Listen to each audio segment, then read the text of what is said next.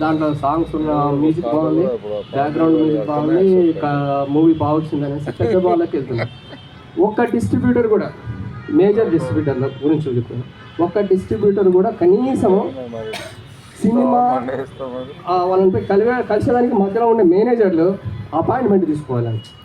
ఒక ప్రొడ్యూసర్ వెళ్తే ఒక అపాయింట్మెంట్ తీసుకొని వెళ్ళినా కూడా వాళ్ళు అపాయింట్మెంట్ ఇవ్వట్లేదు. రెండోది, సరే వాళ్ళు సినిమాలు తీసుకొచ్చాము, మీరు చూడండి, సినిమా చూసిన తర్వాత ఏదో బాగాలేదు పాపం మేము తీసుకోము, డిస్ట్రిబ్యూట్ చేయము, అది కూడా చెప్పట్లేదు. సినిమాలు కూడా చూడట్లేదు, ట్రైలర్ కూడా చూడట్లేదు.